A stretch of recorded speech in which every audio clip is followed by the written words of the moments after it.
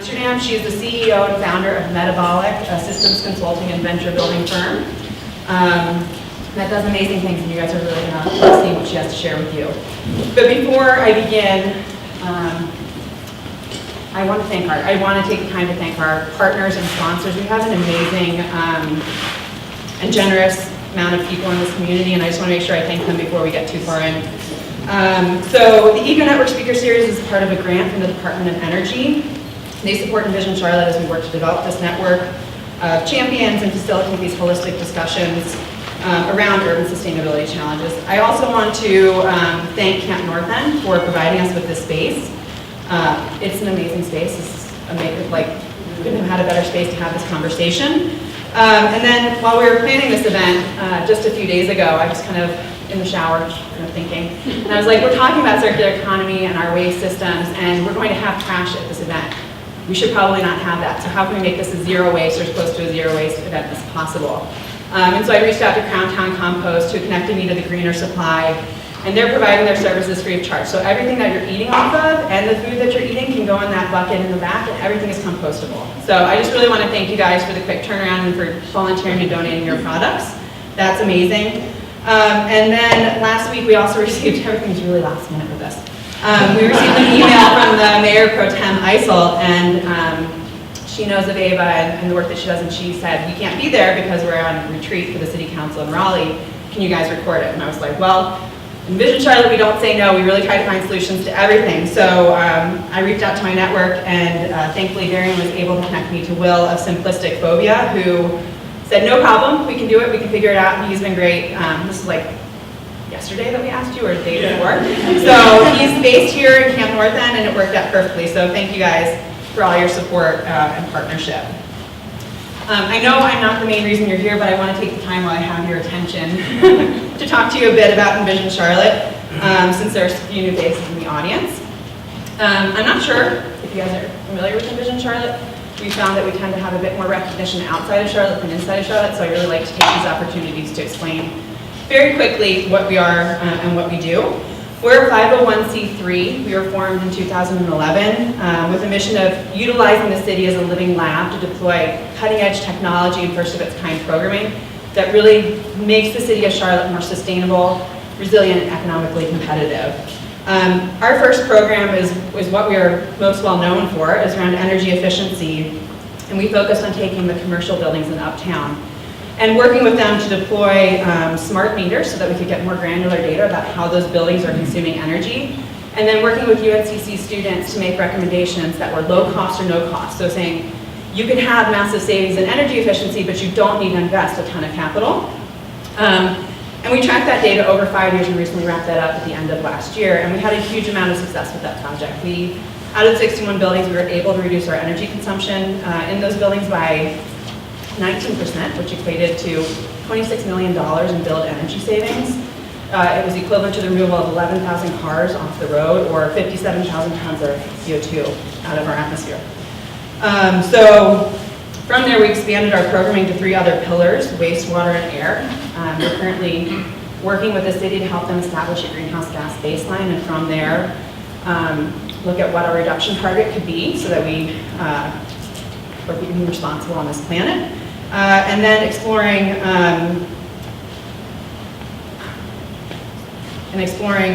what the impacts would be. Sorry, my notes didn't make sense for a second. What the impacts would be overall, both environmental and economically, looking at circular systems and their application in the city of Charlotte, which is why Eva is here. So with that, I'm going to turn it over to her for her presentation because she has a lot of interesting things to share with you.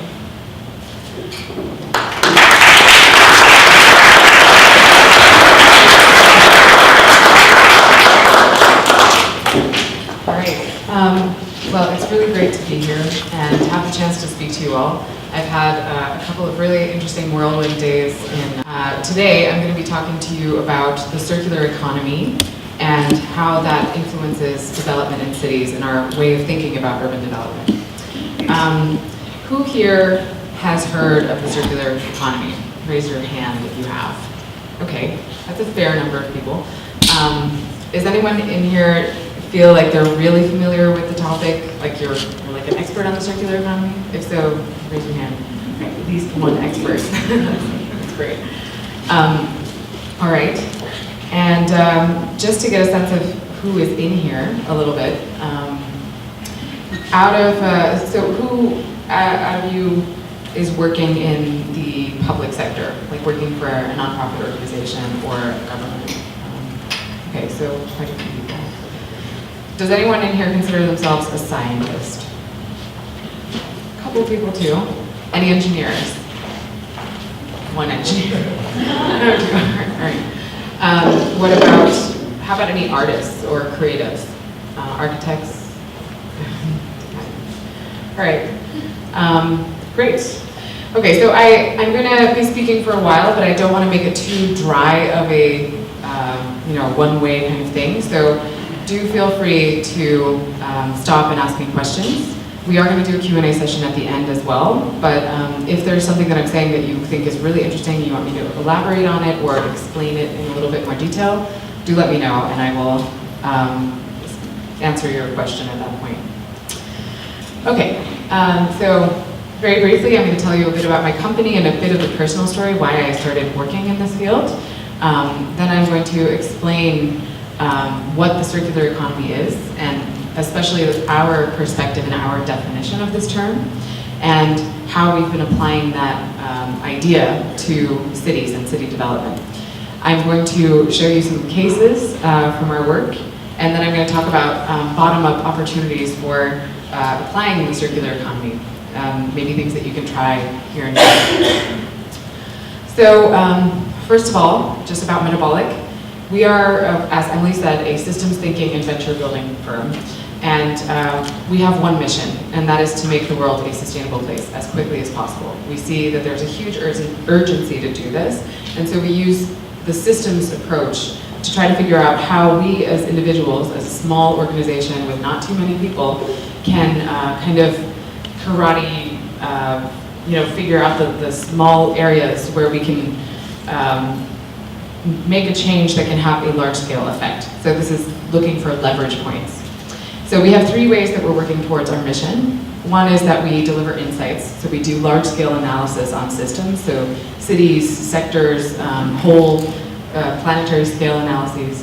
And we try to get the information that we find to decision makers or people who have influence, like people who are running companies or setting policies.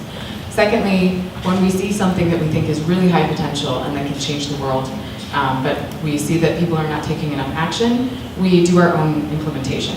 So we set up our own projects, we do our own R&D on new technologies, and we get this stuff going. And when something is really successful, we turn it into its own company. So that's the venture building side of our organization. And eventually we want to build out a kind of ecosystem of companies that are focused on different environmental issues or development issues within the kind of metabolic, under the metabolic umbrella. And finally, we do a lot of activation work. And me being here as part of that, it's about when we find things out that we think are game-changing or important, we want to share that with as many people as possible. We try to make our findings open source whenever we can so that other people can just take that and use it and try to replicate it. We want to inspire a new generation of entrepreneurs as well to do this kind of work.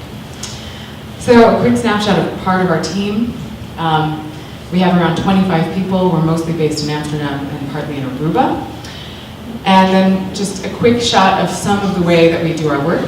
So the way that we generate insights, a lot of it involves visualizing data and turning it into pretty graphics, because when you do that, people understand the information more. So this is the material flow going through of the entire supply chain of a company called CNA, which is a European competitor to H&M. And we were trying to help them figure out how they can move to a circular strategy.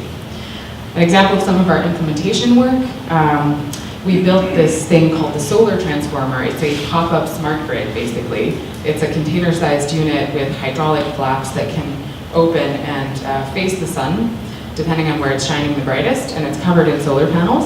And inside there's a smart battery system with a demand-side management so that you can actually create a smart grid anywhere by plugging into this. And this became the basis for a new company that we started called Spectral, which is doing a lot of energy system transition work in the Netherlands. And lastly, some of our activation work. Our foundation, which is based in Aruba, does a lot of work setting up community centers like Brenty's lab, which I'll talk about a little bit later, which is a fab lab that they built in Aruba. And they bring in students, and they show people how to solve their own problems around resource access, and they empower citizens to do citizen science work. And these are some shots of the work that they're doing there. So, a little bit of a personal backstory. So, why am I doing this? How did I even get into the field of sustainability? When I was growing up, I live in the Netherlands, but hopefully you can hear that I'm not actually Dutch. I'm from the United States, and probably so even now. Yeah. Okay. Anyway, so I was going to be a scientist, and my parents were, they were both economic refugees. They came separately from Europe, from Poland, where they grew up. And during the communist era in Poland, you really couldn't do much. You couldn't buy anything. It was very difficult to get involved in a promising, let's say, career trajectory. Everything was there was no real economy. And so they both escaped, and they met in the United States. And so when I was growing up, they were really very much into technology, innovation, capitalism, all sorts of things that they associated with the American dream. And I was going to be the next Marie Curie, the next kind of research scientist. And actually, I was really into biology, and when I was 13, I started working at a lab in New York City at Cornell Medical Center. And this is something that I saw a lot of. So what you see here are two flasks that are used to grow bacteria. So on the right, the one, you can see the flask is kind of like clear, the liquid is clear, and on the left it's cloudy. And what you would do is you would take some bacterial cells and put it into the clear flask, and then put that on a shaker table with some warm air, so that over the next 24 hours those bacteria would grow, and then you could harvest them to get the proteins or the DNA or whatever you were trying to grow in there out. And I was always really amazed by the fact that for the first 23 and a half hours, it would look like there was nothing happening in the flask. It was just clear. But then in the last half hour, suddenly things would start to change really quickly. And it would start to get cloudy rapidly. And that's because of this exponential growth pattern that you see with cells. They're doubling. So that means that the flask would go from a quarter full to half full to full to all the cells dying in a 10-minute time span, which was shocking. And so I didn't think so much of it. I just knew, okay, I need to be very careful when I'm growing my bacteria. And then I went to college to study molecular genetics. And what I saw were these graphs in another class that I had to take on environmental issues. And for the first time in my life, I became very concerned for the state of humanity. So what these graphs show, they're all the same kind of exponential curve that you saw with the bacterial flask, except they have to do with our own flask, with Earth, and the resources that we have to consume. So around 1950, for almost every single parameter that is important to human well-being or the stability of our planet, you see this rapid increase. And this is called, by many scientists, the Great Acceleration. It's the point in time when the size of our impact on the planet became significant on a planetary scale.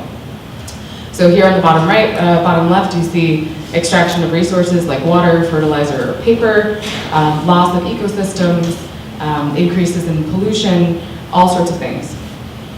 And so I decided to change careers. I knew that someone needed to be taking care of this, and actually more people than, like the more the merrier, because there are lots of issues to handle here. And I slowly transitioned to becoming a sustainability scientist and an industrial ecologist, which is what I am now.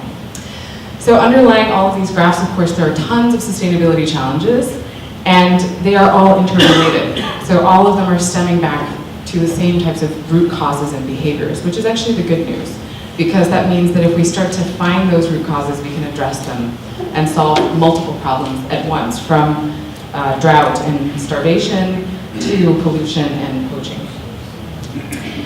One of my first questions when I transitioned into this new career was, okay, so we're on this positive feedback loop, and we know that it will hit a crash point or tipping point soon, but how soon?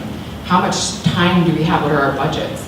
And fortunately, I'm not the only one who was thinking that way. A group of scientists in Sweden developed this framework called the Planetary Boundaries Framework, which defines 9 key Earth systems that have to be kept in a certain stable zone to keep the planet habitable for people. It's a pretty low ambition. It doesn't mean flourishing or biodiverse, it means just people living on it. And so in the middle, you see the safe zone, that's the green-blue circle. Then the second circle is, the yellow is the zone of uncertainty, where we think we've crossed a boundary, but we're not sure. And then the red zone is where we know we have definitely crossed a boundary. So, for example, with biodiversity loss, according to the Worldwide Fund for Nature, in the last 40 years, we've lost 58% of global biodiversity according to their Living Planet Index metric, which is pretty severe. And that means that we have like 20 years, according to exponential logic, to figure out how to not lose the rest. And you can notice too that climate change is in the zone of uncertainty, which is actually consistent with everything that we talk about, because we know that we have some time left before we cross that 2-degree barrier. So this is something that we need to keep an eye on, but it's not the only issue that we're facing. So there are all these issues that are connected to these root causes that we need to address. So this is all very heavy, very depressing. It sounds like the future is bleak, but I am an optimist and and a realist, and I think that there are ways that we can legitimately get out of this crisis.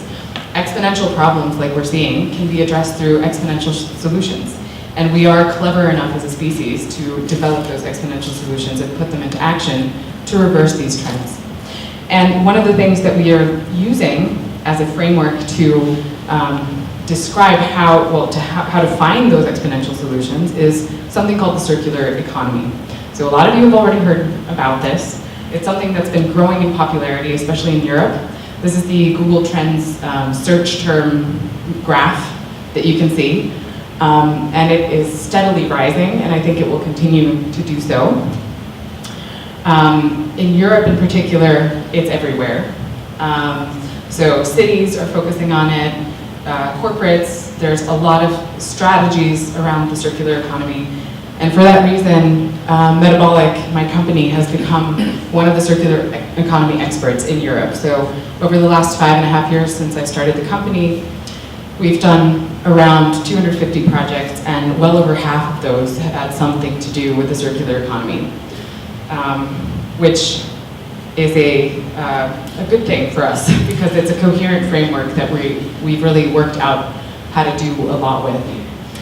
So to explain what it is, this is the linear economy. This is what most of our economic picture looks like now. We take things from the environment, we turn them into products, and then we dispose of those. So in terms of most products that you see in the United States, 96% of the material that we extract from the environment ends up disposed of, and usually in a landfill, within 6 months. So it's a very linear, very rapid system. And a lot of that value that we're producing, that we're building up as we take those resources from the earth and transform them, is entirely destroyed at that moment when they're disposed of. So that's the kind of idea behind the circular economy. So instead of designing a one-way disposable economic system, why don't we design it in a more clever manner where we can actually take those resources back and turn them into new products, new sources of value. And so you see this is the infamous butterfly diagram.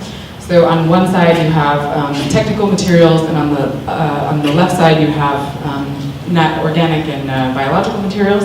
And these cycles represent the different pathways back. So you can remanufacture a product or reuse it.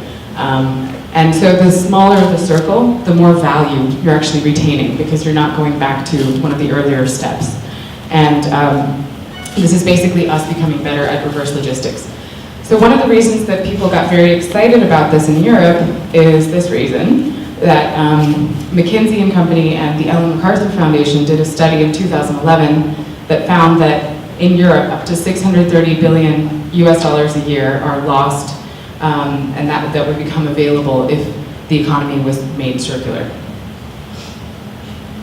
So one of the metaphors that I like using is we're basically trying to design our economy like an ecosystem. Like when you go into a forest and you see trees and leaves falling and those leaves getting turned into other products. And I really believe that we can do such a thing. So, speaking of material value, this is just a little case in point. Does anyone have any guesses as to what the raw material value alone of this iPhone 5 is? Any guesses? 25 cents. And I heard $3 somewhere. Okay, $3. I wish I had a prize, but no, I don't. Okay, any other guesses? $5,000. Anyway, okay, so that's very divergent. Any final guesses before I spoil the surprise? Yeah. 35. Okay, wait, 35? And what did you say? I said 35. You said 35, and you in the back? 125. 125. Well, we have a winner. You are the closest. You're not quite right, Mr. in the back. It's $168 of raw material value. So you can see how that is quite a game changer, because of course if you can get that material value back, it's a hugely valuable thing. And you know, it's almost crazy to think that we have products out there with so much raw material value that just like are floating around and they're nobody's property and they are garbage and disposed of. So if you, as a country or as a city, figure out how to capture that material value in a kind of net and extract it, this is like a game-changing thing that you can do. Of course, it's not that easy, but that's another issue. So to stimulate this, to actually make this happen, a lot of the circular economy is not just about recycling technology and redesign of products, it's also about new business models. It's about getting supply chains to collaborate in different ways and, for example, getting new relationships to form between customers and producers of products, etc.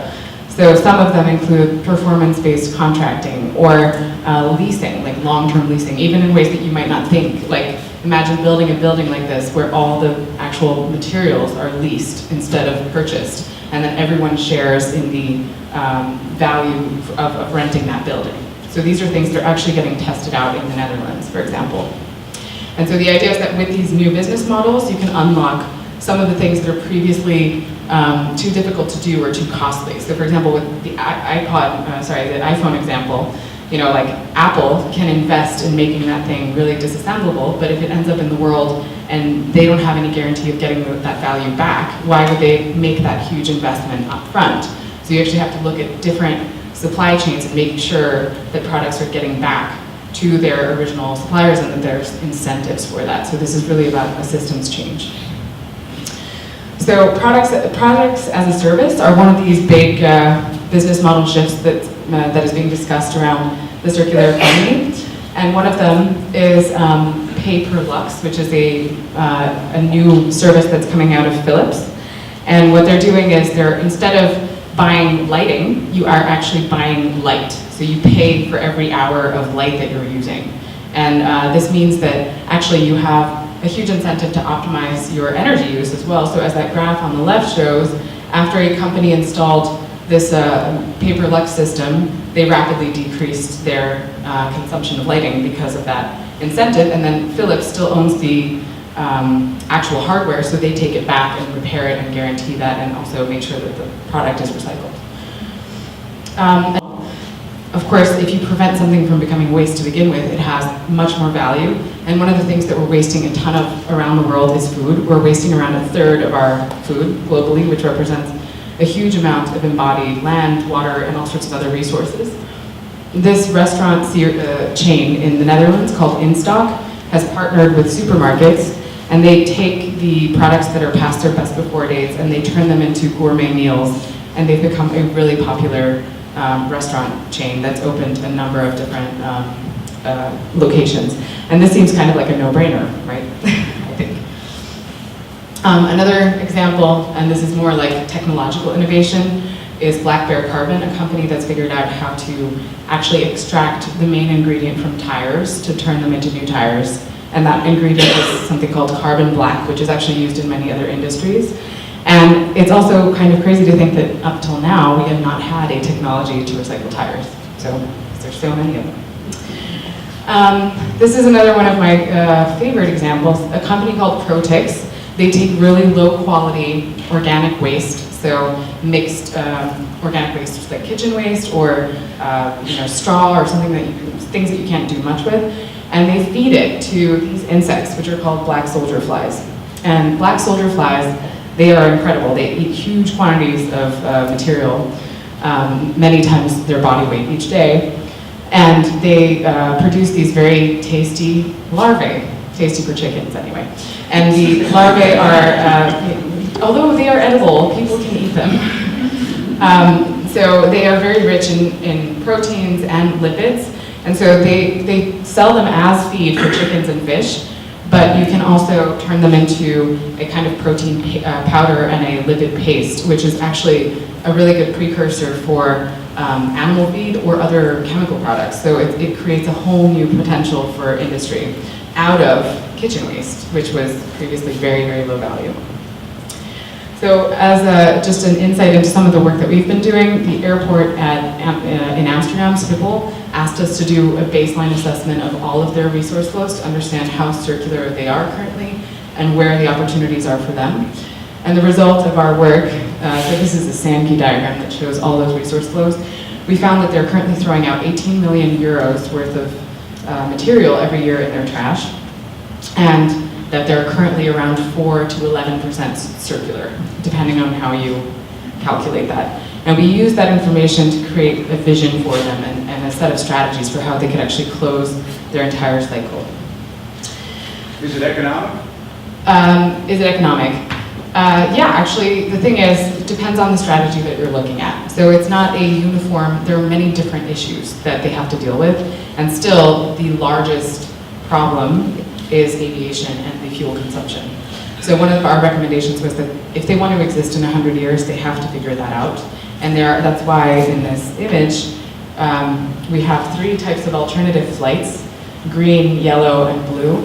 And these are all technologies for aviation that they are already invested in. So is that economic? Not yet. But a lot of the other things that we recommended, like they're throwing out 59 million euros worth of food a year and a ton of construction waste, those already have really solid business cases. So, but it's not all about the money. And even though it is an economic concept, bringing back to why I got into this to begin with and the whole planetary boundaries issue, I think this is one of the really important ways that we've interpreted the circular economy in a more holistic way. So, for example, on the top left there, you see a kid sitting in a pile of e-waste, and this is one of the ways that e-waste is extracted and processed in developing countries like China and India, over open pit fires, people doing this manually. And it's extremely unsafe. The materials there are toxic, it gets into the water supplies and the environment. And yeah, you would get the materials out this way, that would be great, really circular. But obviously that's not how we would want to envision a circular economy. Another issue that you face is here on the bottom left, we have a graph that shows how many years of metals we have, of different types of metals. And it turns out that for many key metals, we have already depleted the available reserves, and what exists is mostly in the stock that we've created, like the buildings and the products. And so we actually have to extract those from the existing material stock, and we also have to make sure that we're not designing products where we're putting these scarce materials and locking them up. So we also have to be smart about how we allocate materials. Are we going to build more MRI machines or more video game consoles? And this is actually something that comes down to like moral and political questions about how we allocate resources. And of course, in terms of natural capital, we are, with the circular economy, a lot of the focus is on let's just move to bio-based and renewables. But we know that we have serious limits there too. So this is fish getting caught. And right now, over 90% of fisheries are fully at capacity or collapsed. And so we know that natural systems can also only produce so much. So we have to design the economy in balance with these natural limits. So all of these things together, and the top right is pollution. So making sure that we're not taxing the limits of our environment in that way as well. Did you have a question? Oh. So if we take all of those points together, what you see is that we're trying to avoid something called burden shifting. Yes, we want to optimize for material recovery and making sure that we're getting the value out. But at the same time, we don't want to do that at the expense of human health, at the expense of culture, society, natural ecosystems, etc. So for that reason, we've developed a set of characteristics that would define the circular economy. So in an ideally circular economy, all 7 of these would be true. And we actually have worked these out into a lot more detailed framework that we use for assessing projects on circularity. One of the reasons is that we also want to connect this to broader goals like the Sustainable Development Goals, so that it's not a concept over here that's used by corporates, about like a new way of getting rich. It's also something that's aligned with other objectives that the international community has identified. And this is our definition of the circular economy, that it's a new economic model for addressing human needs and fairly distributing resources without undermining the functioning of the biosphere or crossing any of the planetary boundaries. So, now to get to the fun part of the examples of what we've been doing in Amsterdam, or almost.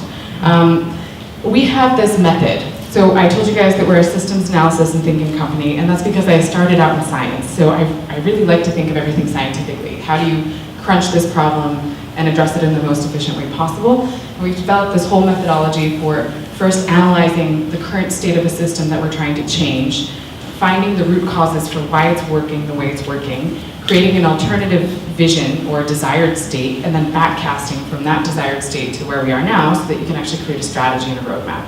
This is what we do with almost every customer of ours. And it's always different, but it ultimately is based on the same logic. We also do it for ourselves to understand where we need to make changes in the world. So we did an analysis of the current state of the planet to understand, okay, so if we're not circular right now, where are we not circular and where are things failing and where do we need to focus? And so we did this collection of data from across 300 sources to assemble the global material flow that you see here. And each of these lines represents a category of resource use. So the top there is biomass, then fossil fuels, ores, which are metals basically, minerals, and then water. And water is the only thing that is not to scale because it would be off the page. It's on a logarithmic scale. And here at the very end, if I had a laser pointer, I could show you the second line from the top is what is recycled. And actually, we couldn't even make that line small enough because it would be invisible. So this is the state of our economy in terms of how linear it is at the moment. So using this, and there's a lot more insight that we derived from this exercise, we came up with a list of priority areas to focus on for moving the economy as a whole to circularity. The top one is agriculture and food, because that is where we're creating havoc across these different planetary boundaries. But the second one, which is also extremely important, is cities and the built environment. And one of the reasons that we focus on cities is because it is a real leverage point. So cities only occupy around 3% of the global land area, but they produce 80% of GDP and 90% of innovation, and they also produce a lot of the problems. So they consume 75% of the resources. They're extracting those from the hinterlands, and basically they serve as a drain.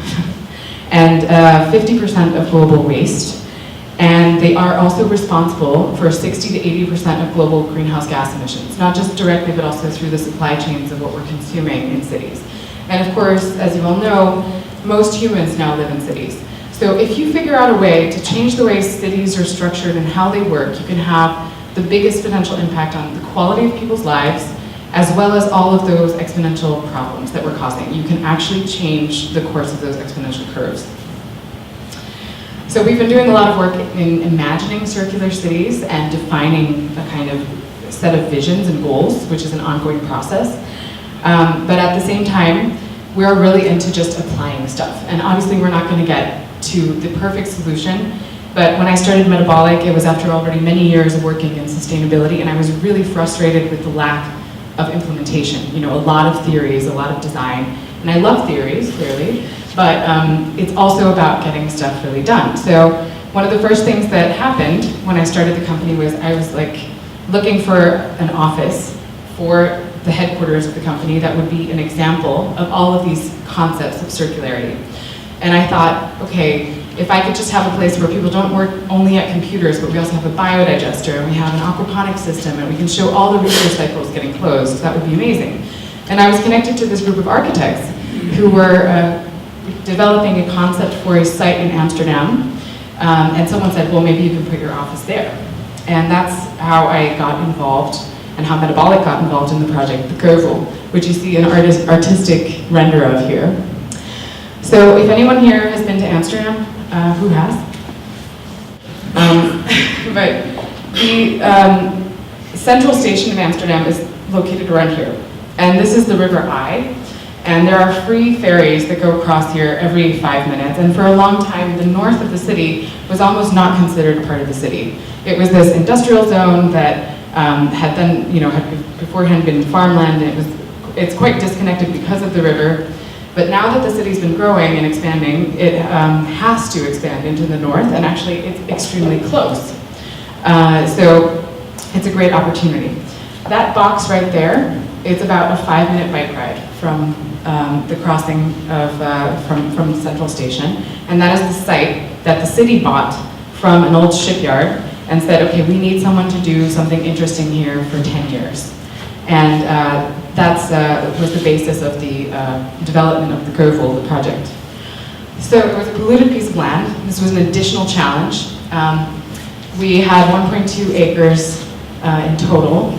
The municipality had bought it when it looked like there was an economic boom, but then when the crisis in 2007 hit, they realized, okay, no one's going to develop this right now, we don't know what to do with it, maybe we'll just put some artists here to make it cool. And that's why they opened this competition. And they also said, okay, you need to make a business case that works for 10 years, and it also has to be super sustainable. And that's where we came in as well. And another thing is we had a tiny budget. We had €500,000 to develop 18 buildings with extremely high ambitions of sustainability and circularity, and this was one of the challenges of the whole thing.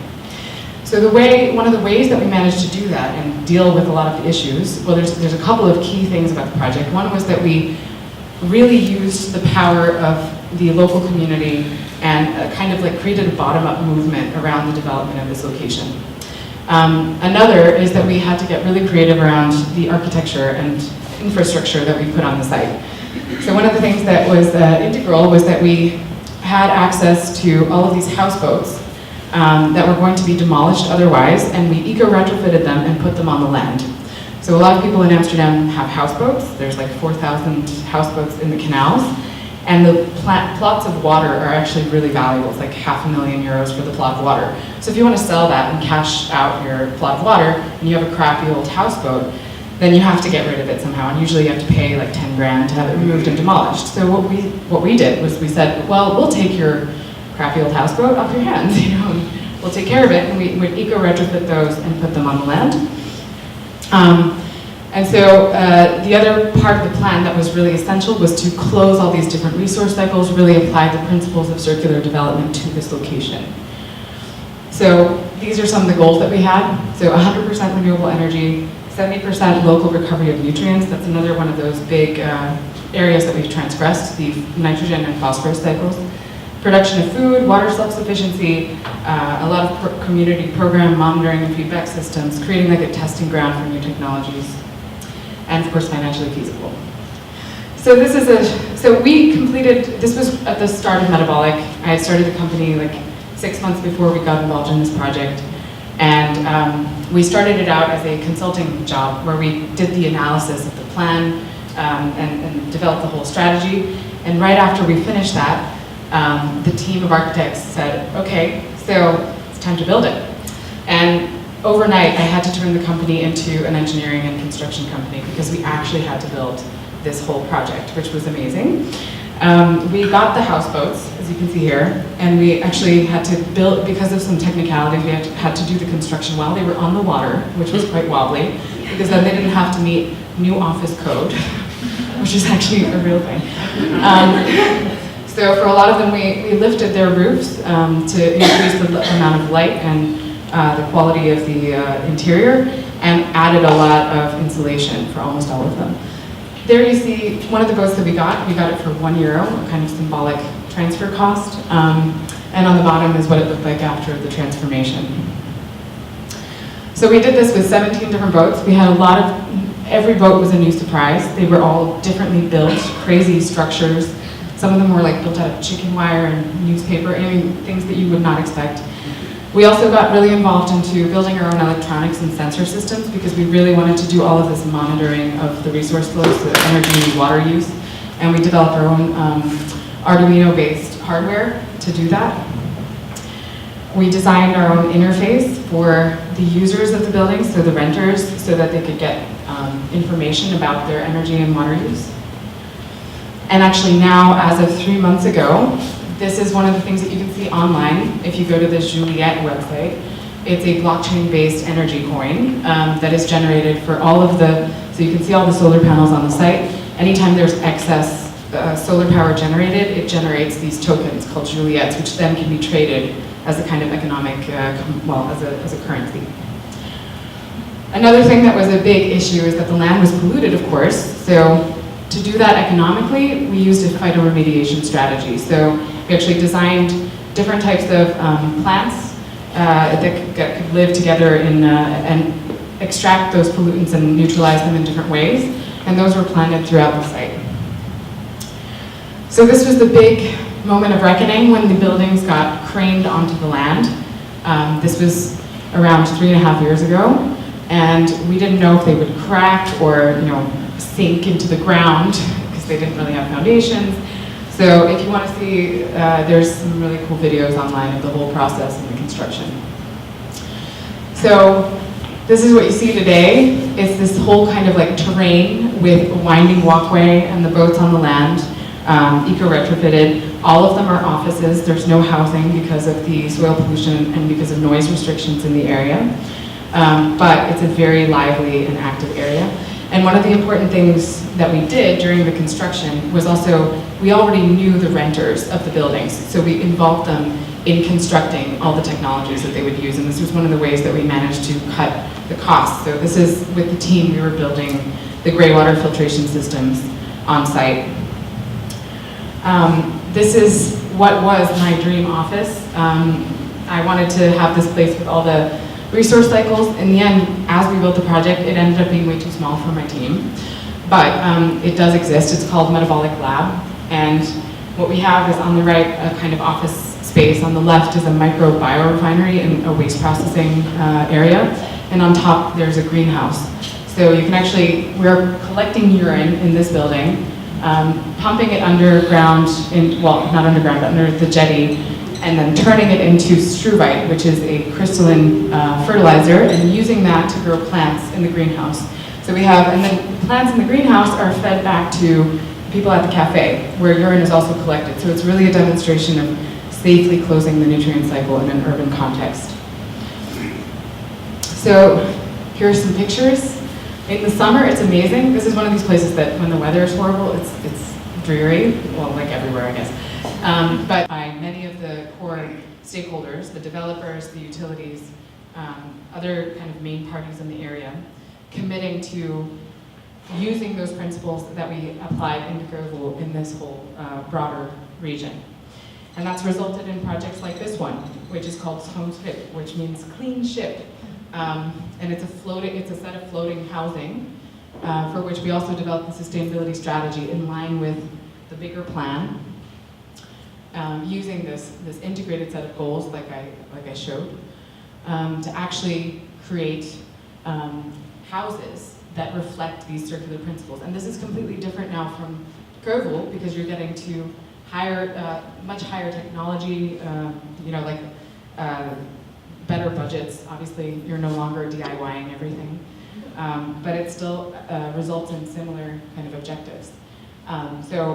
This has been something that I found amazing too, because developers who are working in the area are coming to us with asking, okay, how do we implement this vision, even though they're not actually legally obligated to do it. It's a voluntary manifesto that has resulted in this drive from the entire development community to do this, because they want to see this change happening. And so this is for a set of luxury apartments also in the area that we've developed some plans for.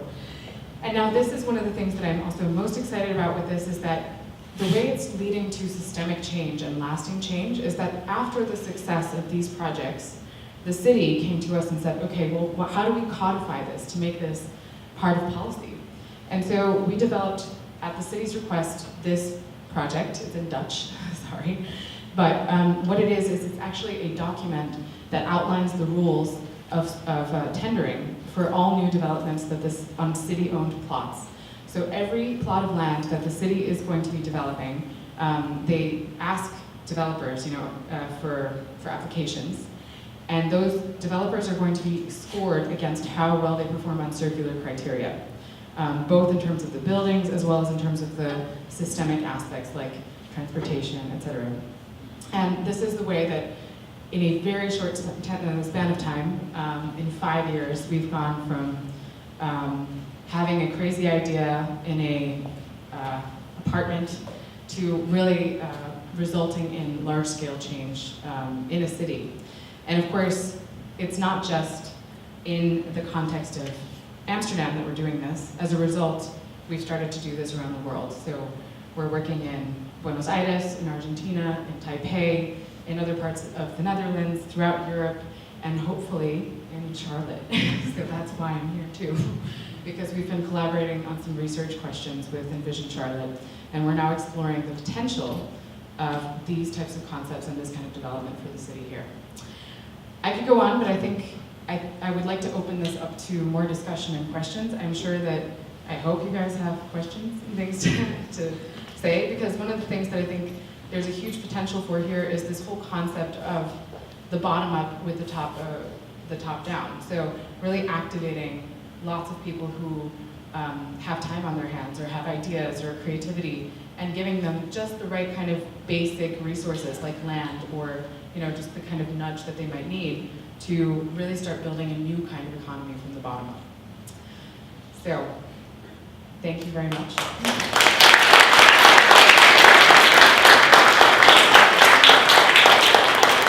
Okay, does anyone have a question? Yes. So, first one is, are you familiar with the Western Harbor project in Monmouth's home, any chance? Serious.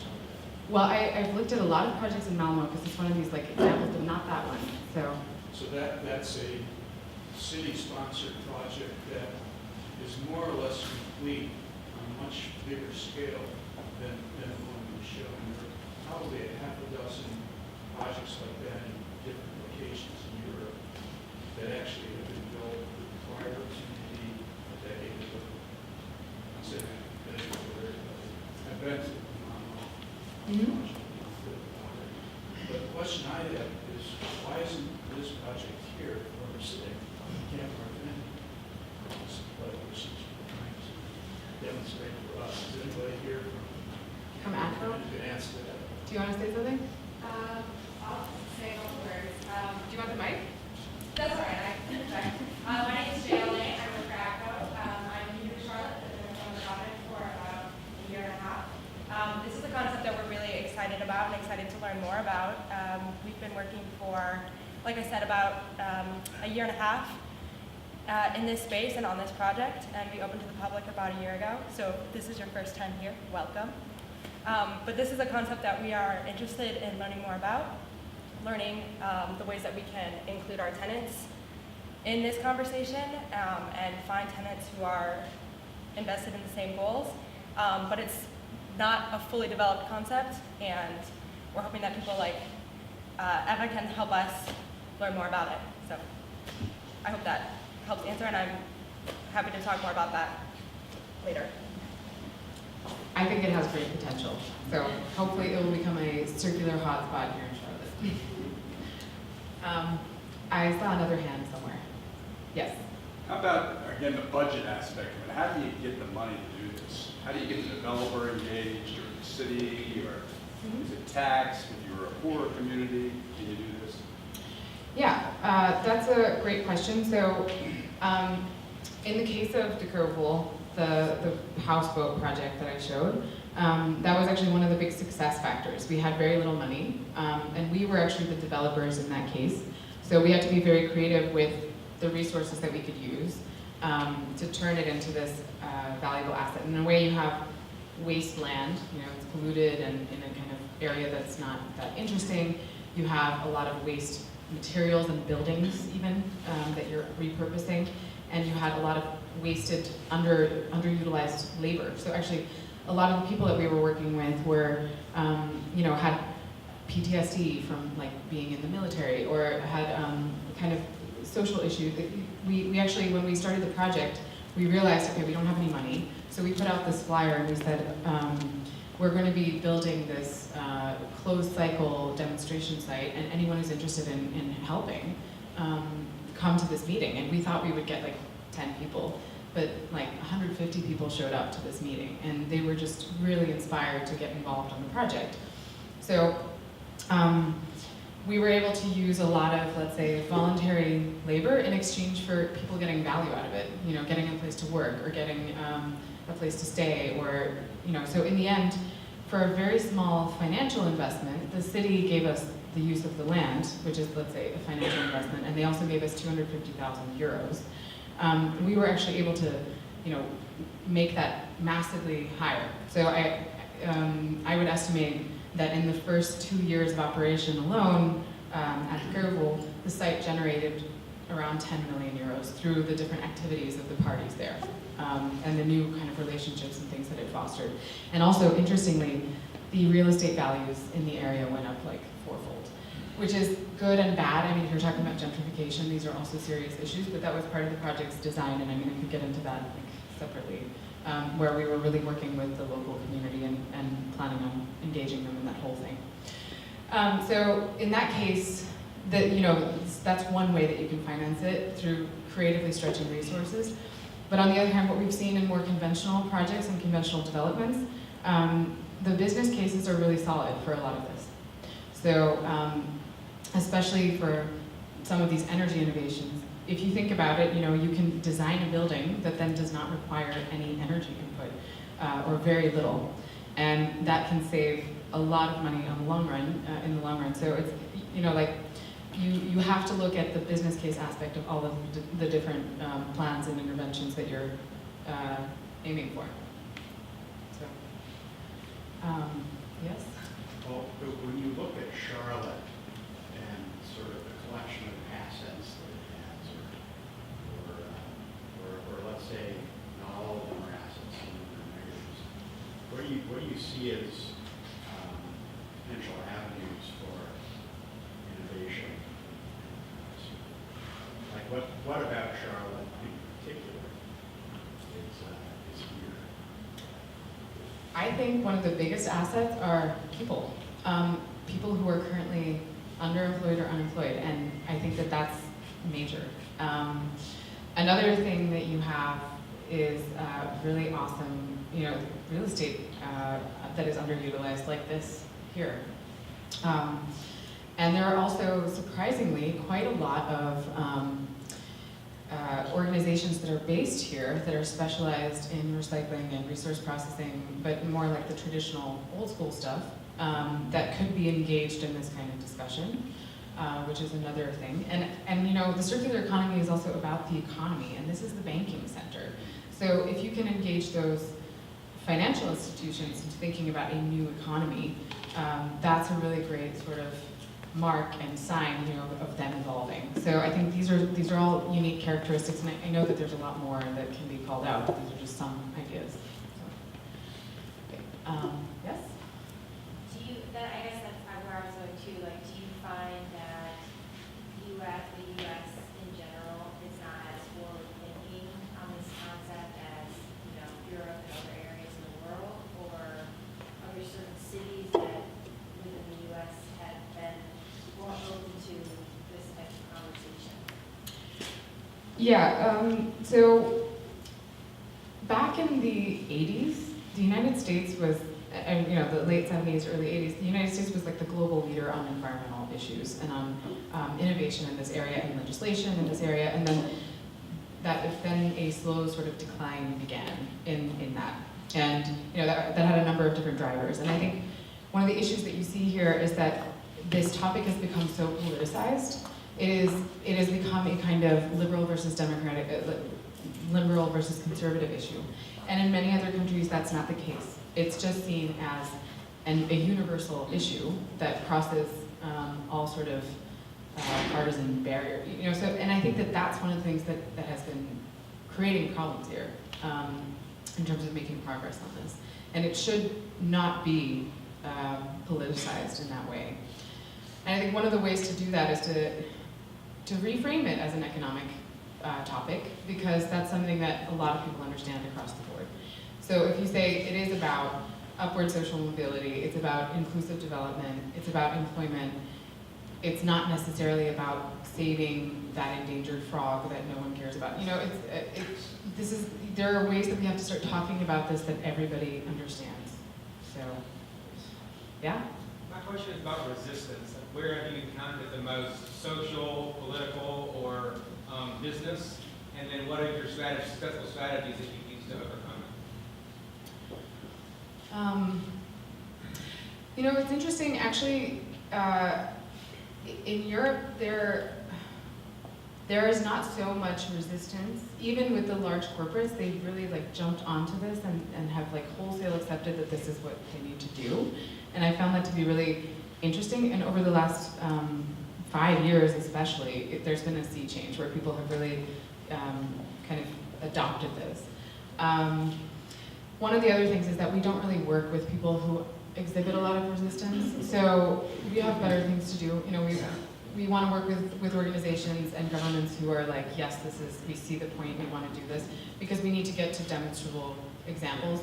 So if we do encounter it, we say like, well, you're lost. You can walk away. Yeah. Yes? So, very inspiring presentation. I have a sustainability startup, and I'm in the early versions of doing things in the tech sector with all the e-waste that we have, and all of the lack of connectivity in the working class here. And I wanted to know, you said at the beginning, you work with creating ecosystems and working with other partners, with open sourcing your learnings. You know, how do you work with others? It's a space that's still emerging in the States, and I'd love to find out what advice you have for working together if you're working in the city. Yeah, no, that's great. I think it is absolutely essential to work with lots of partners, but doing it in the right way. So this gets into like practical nitty-gritty questions. I think as Metabolic, we probably have something like 150 partners. And we, a lot of even our clients, we start out as, working with them as clients, but then they become our partners because we're jointly solving a problem. It's not like we're working for them. It's, and I like that relationship a lot better. I think one of the keys to having a good relationship in a professional sense with partners is to make sure that you don't have too many on any given project, because then it just slows down decision making and makes everything very confusing. And secondly, that you have the right ones at the table in the sense that you don't have overlapping or too many overlapping interests and skill sets in the set of partners that you've selected. Because if that happens, if you have in one project partners that are experts at the same thing, then you get into clashes, and that's when things really slow down. So this is basically into getting into organizational theory. Another thing that I think is quite important that we found is that actually very democratic governance often slows things down as well. You of course need a democratic principle in decision making, but it's really important in a project for there to be a leader that the buck stops with, and that they're responsible if things work or do not work. So kind of more like an enlightened dictatorship model. I mean, and that's really clear, and that everyone understands that from the start of a project. So that's one of the things that we've found from personal experience that make things go smoother. But anyway, yeah, I think we meet awesome partners at events like this, at people who come up to us and say, okay, we want to do something, in a similar market or whatever, and then we try to find project opportunities, because you have to immediately get to working together. Otherwise, it just becomes like a long conversation that doesn't lead anywhere. So, yeah. I hope that answers your question. Okay. Other questions? I saw a couple hands before. Okay. Yeah? Okay, so I'm curious, circular economy, and you talked about systems building. How do you incorporate some environmental justice, like livelihoods in, in areas that are associated with certain industries where you're working on projects like circular economy, right? How is that kind of taken, accounted for in the planning and the strategy, so that, some people are not left out of the benefits of what you're doing? Yeah, it's part of our analysis. So when we do this systems analysis, we have those 7 dimensions that we're looking at, and one of them is this topic. So it's about socioeconomic issues, livelihoods, sociocultural issues, and we actually include that in the mapping of an ecosystem. So we do thorough stakeholder analyses. We also see like who might be aligned or not aligned with some issues or affected by certain strategies. So it is part of what we do. Though, of course, one of the things is that you can never predict how the future will be or how a certain intervention will actually play out. I think you can control for a lot of uncertainty if you do this analysis. It's definitely better than not doing it at all, but you still can't, make sure that it goes exactly the way you want it to go. So, but yeah, that's where we integrate it. So have you had projects where this was a component that did not exactly go the way you all initially thought it would go like, or?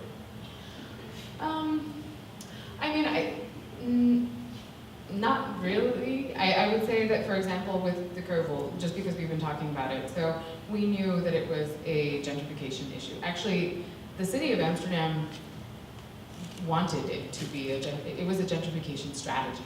The city wanted to increase the property values and get rid of a lot of the garages and things that were in that area. So this was very explicit, and this is what the city there does. And we didn't want that to happen. We wanted to, let's say, involve the local community in other ways. And so that was actually really challenging because they didn't care. They didn't want to be involved in the project. So initially, that was one of the bigger barriers. They, the street that leads up to De Geuvel it's just a lot of car repair shops and also a bunch of dance schools, which is kind of an unusual mix. Yeah. And initially they were just annoyed that there was more traffic going down that street, because also there's probably a lot of shady business dealings going on there, and they were like, okay, suddenly there's all these hundreds of people here, and we don't want that.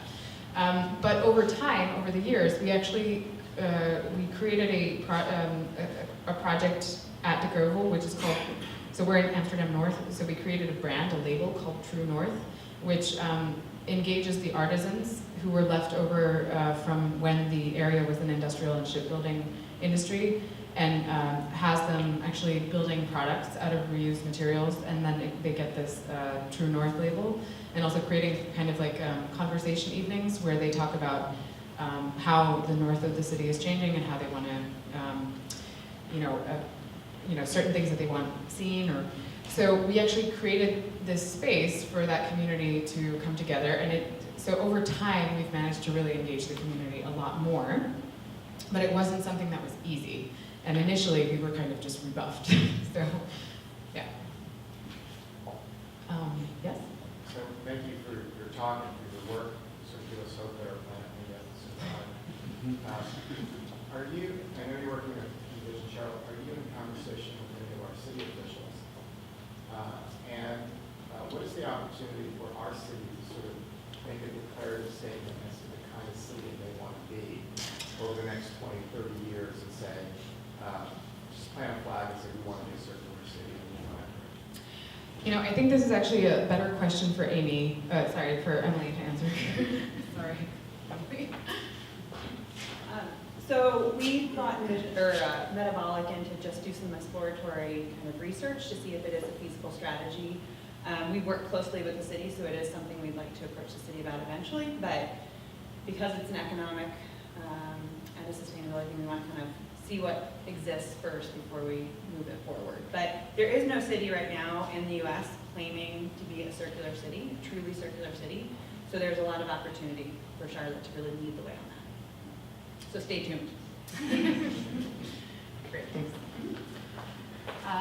You had a question before? Early on in the presentation, you showed a portable solar unit. Yeah. I was kind of curious about that in terms of what power, how much power is generated, and what uses you see for it. Okay, so the power output I can't really speak to, because I didn't build it, but it does have quite a high power output. So what we have used it for, we have used it to power festivals. So basically, if you have a kind of pop-up situation, any kind of situation like that, this is a usable device for. So whole stages and lights, etc.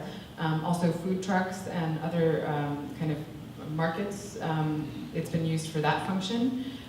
But some other uses that we've also explored with it include construction and refugee camps, and basically anything where you have a temporary setup. Another thing that we've looked at is using similar units to, for example, in India, there are telecom towers throughout the country that are powered by generators currently. And this system could be used to replace that. So there's all sorts of applications. The one thing that that has to be dealt with too is that you do need to financially compete against generators. So there are some circumstances where that really works and others where it doesn't. And it started out as a rental project where we were making some money on renting these units at these festivals and events, especially ones that wanted to market themselves as green. But it was so much labor to actually take the thing there and hook it up and make sure that everything was working properly. And at an event, especially at a party, they really don't want the stage to ever go dark. So you had to make sure that someone was there on site to avoid any potential issues. And it ended up just being too costly to operate it. So it became the basis of Spectral's technology package, but they're deploying that now in communities. So communities that want to set up their own behind-the-meter microgrid system, and that's really where they're using that technology that they developed in other applications. But we still have the solar transformers. So, yeah? Oh, one more question. All right, you're the last one.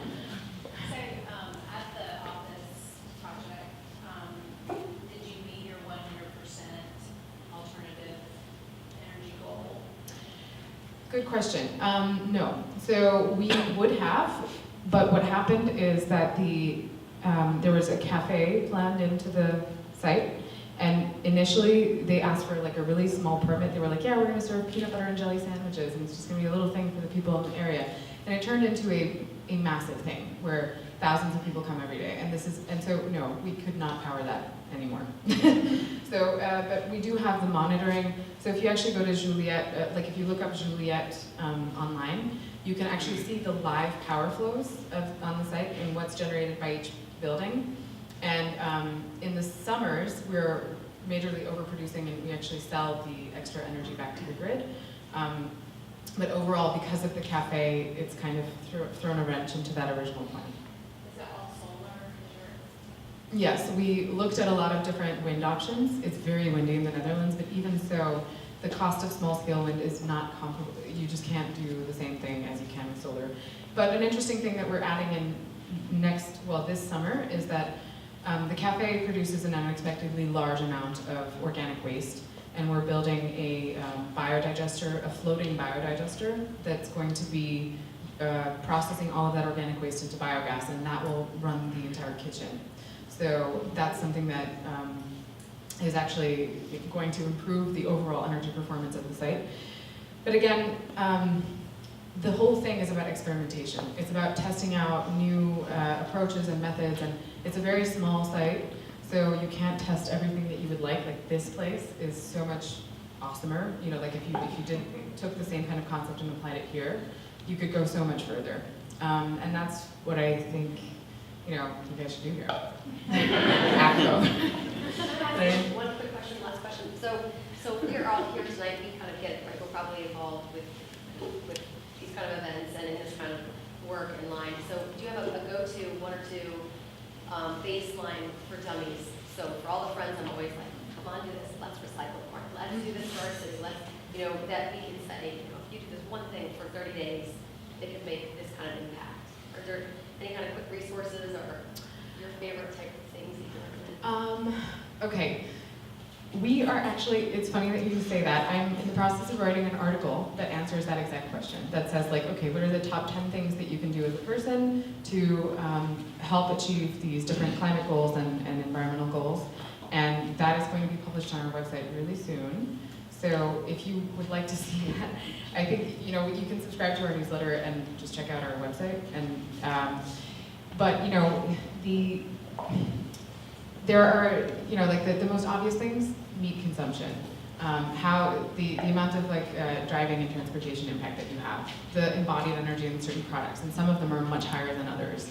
But there's also biodiversity impacts. So it's also how you equivocate between these different impacts that are not comparable. They're apples to oranges comparisons, and we have our own prioritization scheme for saying what's most important based on this planetary boundaries transgression thing. So I can't really explain that super fast. But the article will. Everybody wants something quick and easy, and I feel like they're more. We need compost. There you go. Also, that is exactly. Because that was like so nicely tied up. So that is actually perfect because, okay, we're not doing Q&A. No, we just did the Q&A. So as part of the DOE grant, we always try to make recommendations for like minor behavioral changes so you can have impact. And so I did want to say, waste is a large part of what we put in the landfill, or food waste and whatnot. So I wanted to throw out another shout out to Crown Town Compost. They do residential composting, and they have a great program. So check them out if you're interested in composting. I highly encourage you to do that. And then also, if you're hosting an event and you need some food service materials, the Greenery Supply, check them out. They have great supplies. Everything's compostable. They work closely with Crown Town Compost. So it's a nice little package right there. And then, I don't know if a lot of people know this, but H&M and Nike are big circular economy supporters. So they will recycle your clothes. And I know H&M gives like a discount if you bring it, and it doesn't have to be H&M clothes. Just any clothes, bring it in. Give it to Goodwill, but you can also bring it to H&M and get the discount. So please do some of those things and sign up for our newsletter because we'll make sure to send out that article in our newsletter when Eva posts it. So thank you very much. We'll do our next event sometime in late spring, so keep an eye out.